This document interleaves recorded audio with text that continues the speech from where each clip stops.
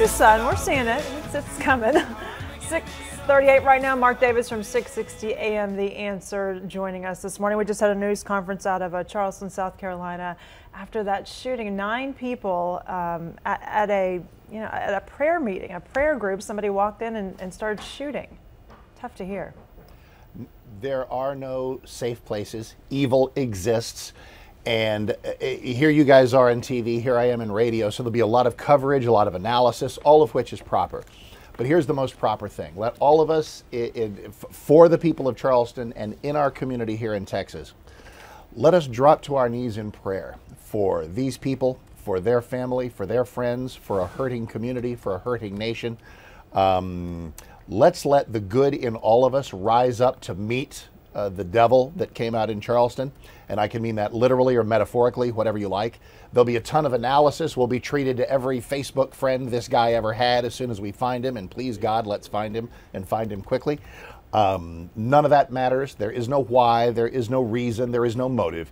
Evil exists. Every once in a while we get a reminder in a movie theater in Colorado, a school in Connecticut, or a church in South Carolina. But God remains in control, and let us look to him and look for healing and just look for unity as Americans and as people. And there's really not much else to really say. So thanks for letting me cover that, though. I appreciate it. We want to talk about politics because it's been a busy week. Let's talk first about the one everybody's talking about. I mean, Jeb Bush is one thing, but Donald Trump finally I know. Yeah, don't laugh. Okay, you can laugh a little bit. Is it a sideshow? Yes. Does he have any chance of getting the nomination? No. But there is something to study here. There is, on the show yesterday, you should have heard the calls. And none of these were necessarily people who are wanting to shelve their love of Ted Cruz or Rick Perry or Ben Carson or Marco Rubio or the semi-front runners that they may already embrace.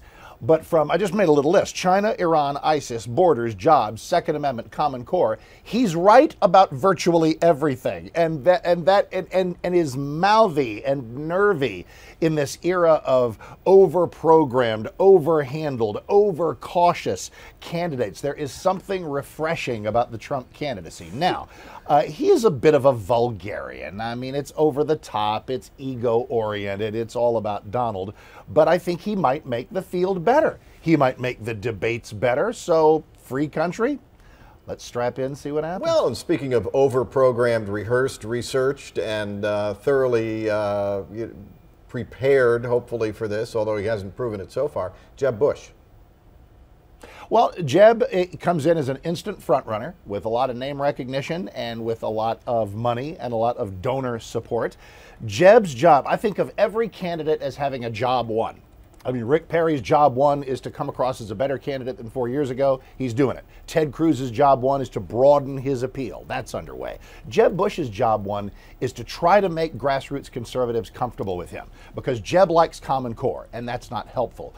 Jeb is soft on borders, and that's not helpful. He was a good governor of Florida, but this is a very different job he's up for. He'll certainly be around when only 4 or 5 candidates are standing, but we'll see how that one goes too. That's what makes the next few months quite a ride. I think it's interesting that his logo just says Jeb, nothing about Bush, and then he makes his announcement and just his mom's there, his dad's not there, his brother's not there. It's like, you're part of the Bush family. We know that. You don't have to hide it. It's not a secret. It's not a secret. We know it.